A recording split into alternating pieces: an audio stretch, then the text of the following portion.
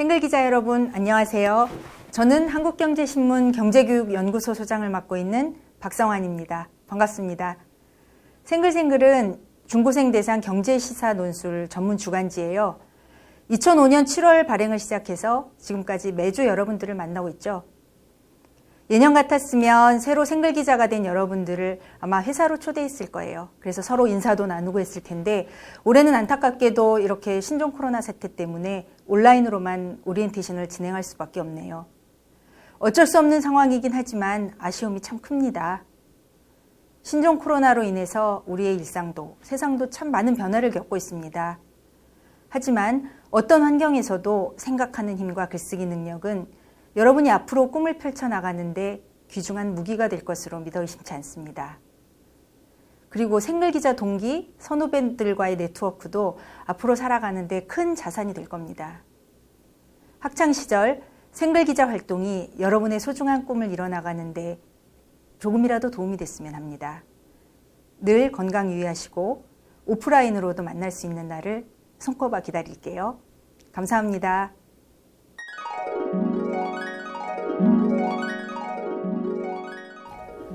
생글생글 학생기자 여러분 반갑습니다. 저는 한국경제신문 경제교육연구소의 정태웅 연구위원입니다. 16기 고교 생글기자와 9기 중학생 생글기자로 활동하게 된 여러분을 환영하며 다 같이 좋은 세상을 만들어 가기 위해 함께 노력했으면 좋겠습니다. 이미 말씀을 전해 들으셨겠지만 올해는 신종 코로나 바이러스 감염증으로 오프라인 오리엔테이션을 진행하지 못하고 온라인으로 진행하게 되었습니다. 예전 같았으면 스카이 등 명문대에 진학한 여러분들의 선배 생글기자들과 함께하는 오리엔테이션을 통해서 강연도 듣고 같이 게임도 즐기고 또 대입에 대한 꿀팁도 전해드리면서 즐거운 시간을 가졌을 텐데 이렇게 온라인으로 진행하게 되어 안타깝습니다.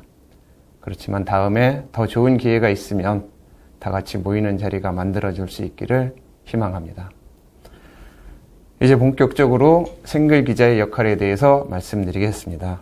생글기자는 생글생글에 기사를 싣는 학생기자입니다. 자신의 학교나 지역사회는 물론 경제, 사회, 문화 등 다양한 이슈들에 대한 기사를 써서 생글생글 지면에 싣습니다. 일주일에 한 번 발간하는 생글생글에 싣게 되는 것이죠. 또래 중고교생이 공감할 만한 소재이거나 또는 우리가 잘 모르고 있지만 널리 알려야 될 좋은 사례라든가 또는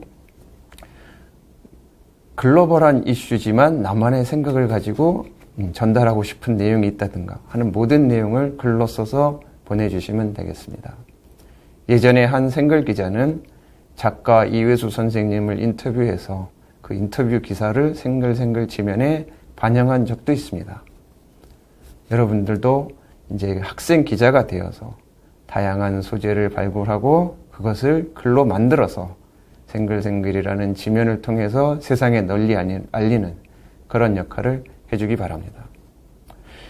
기사는 하늘에서 뚝 떨어지거나 자판기에서 단추를 눌러서 나오는 것이 아닙니다.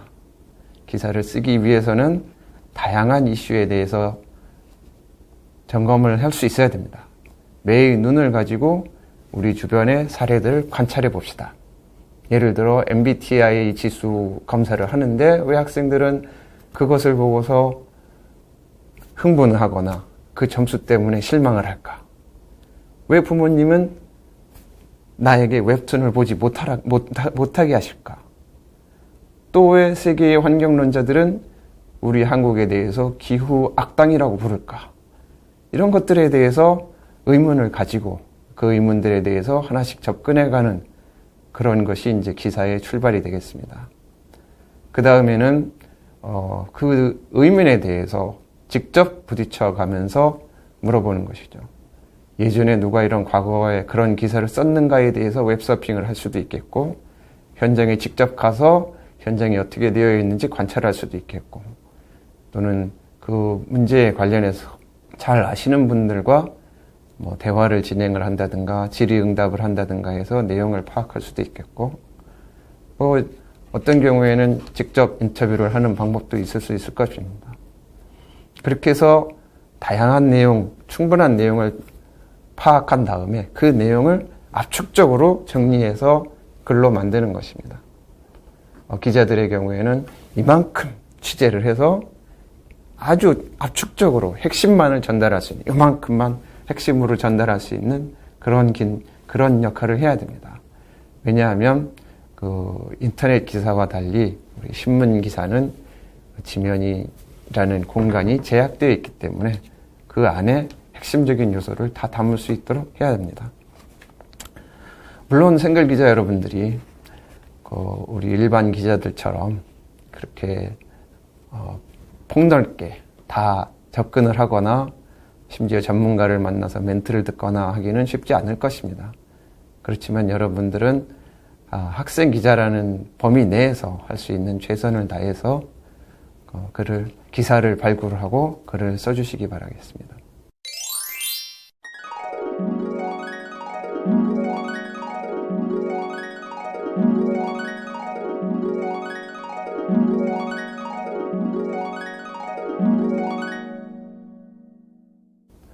다음은 글을 쓰는 요령에 대해서 말씀드리겠습니다. 우선 가장 중요한 것은 제목을 먼저 생각해 보는 것입니다. 이른바 헤드라인이라는 것인데요. 예를 들면 길냥이를 살린 광화문 고등학교 천사들, 친구들과의 우정을 지키기 위해서 코로나 방역 수칙을 잘 지켜야, 일본 친구들이 전하는 K-팝 아이돌의 위험, 이런 식의 제목만 잘 뽑아도 내가 쓰려고 하는 기사의 60에서 70% 정도의 내용은 충분히 설명을 할 수가 있습니다. 글을 쓸 때 가장 먼저 그 제목을 잡아보는 훈련을 해보시기 바랍니다. 글의 시작이 제목이라면 마무리는 누가 그 글을 썼나를 밝히는 것입니다. 이른바 바이라인이라는 것인데요. 우리 한국경제신문 기자는 기사의 말미에 누가 썼다라는 거하고 이메일 주소 정도 들어갑니다만, 생글 기자 여러분은 이름과 자신의 소속 학교, 학년, 그리고 이메일 주소까지 다 기재를 해야 합니다. 예전에 저희 신문에서도 그 기사에 바이라인을 달지 않은 적이 있었습니다. 모든 기사는 우리 한국경제신문이 책임지고 한다는 그런 취지였는데, 그러다 보니 기자들이 적당히 쓰거나 혹은 틀린 내용을 쓴 적도 있었습니다. 근데 자기의 이름을 달아서 기사를 쓰기 시작하면서부터는 기자들이 더 많은 책임감을 가지고 더 많은 내용을, 더 좋은 내용을 담기 위해서 노력을 했던 것 같고, 그러다 보니 기사의 신뢰도 더 높아지고 품질도 좋아졌습니다. 여러분도 자신의 이름으로 기사를 쓴다라는 점을 명심하고 항상 기사를 쓸 때 바이라인을 꼭 기재해 주시기 바랍니다. 자, 헤드라인과 바이라인을 쓴다면 그 내용을 이제 담아줘야 되겠죠. 내용을 담을 때 가급적이면 2가지 이상의 논거를 제시했으면 좋겠습니다. 예를 들면 MBTI 지수가 80에서 60 사이로 나오는데 이게 좋은 건지 나쁜 건지에 대해 전문가 의견이 나왔다든가 하면 그에 대해서 또 그에 대해 반대되는 의견이 있다면 그런 내용도 또 소개를 해주고, 그렇게 하면서 내용을 채워나가면 충분한 내용을 담을 수 있을 것입니다.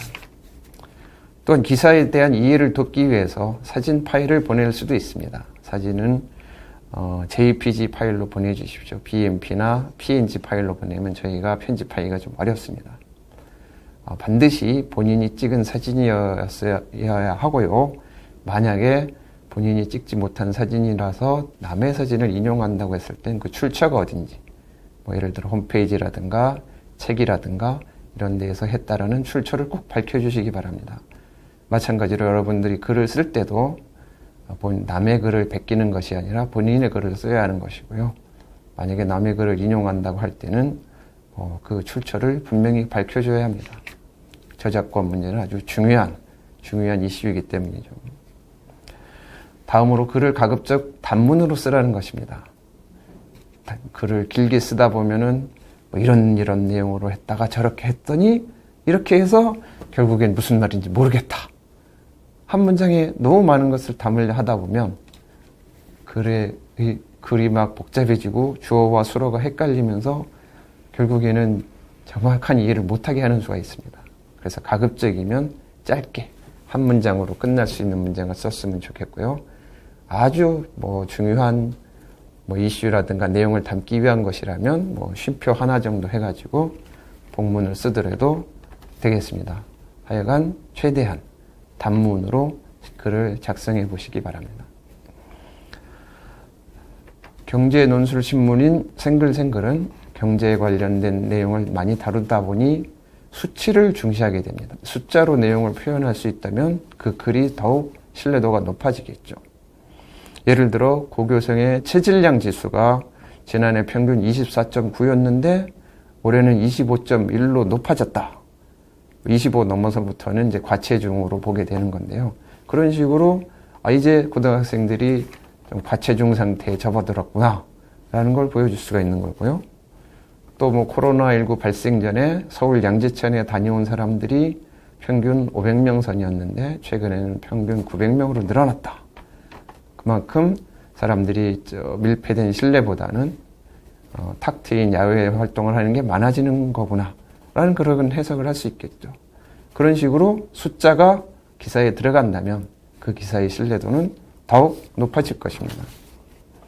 그런데 숫자를 인용할 때 반드시 다시 한번 확인을 해보고 인용을 하셔야 됩니다. 숫자가 잘못되었을 때는 안 쓰는 것만 못한 결과를 가져올 수가 있습니다. 반드시 2번, 3번 확인해서 숫자를 기재해 주시기 바랍니다. 마찬가지로 사람 이름이나 지명, 외국의 도시 이름이나 회사 이름 같은 것들을 인용할 때도 내가 제대로 인용하고 있는지 꼭 다시 한번 확인을 하고 인용을 해 주시기 바랍니다. 그 다양한 이슈를 다룰 수 있지만 가급적이면 논쟁이 될 만한 글은 삼가해 주시기 바랍니다. 특히 정치색이 짙은 내용은 바람직하지가 않습니다. 생글 기자는 200자 원고지 기준 6매 분량입니다. 아래의 한글 기준으로 한다면 13포인트로 작성했을 때 A4 용지 한 장을 꽉 채우는 수준입니다. 만약에 제목과 바이라인 같은 걸 단다고 하면 A4 용지 한 장을 조금 넘어서겠죠.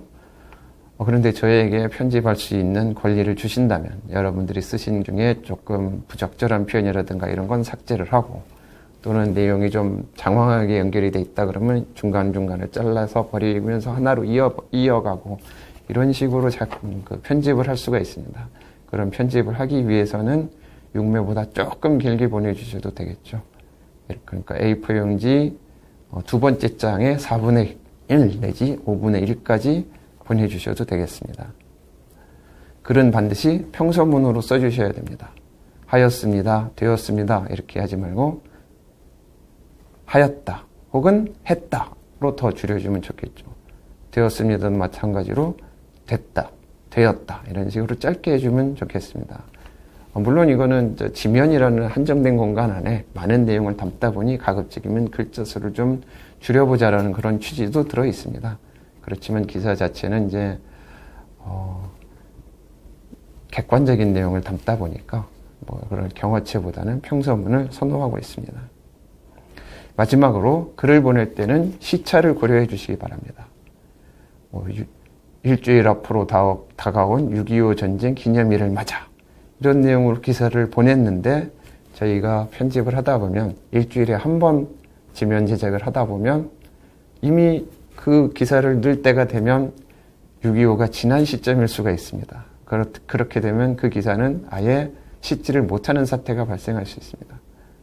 반드시 충분한 시간 여유를 갖고 있는 이슈로 글을 써주시든가 아니면 아예 시간 이슈와 관계없는 무관한 이슈로 글을 써주시기 바랍니다. 이상 간단하게 생글 기자 여러분들이 앞으로 활동하게 될 역할과 글을 쓰는 방법에 대해서 안내를 드렸습니다. 이 강연 내용으로 부족한 부분은 화상회의나 또는 카톡을 통해서 질의응답을 하도록 하겠습니다. 이상으로 강연을 마치겠습니다. 감사합니다.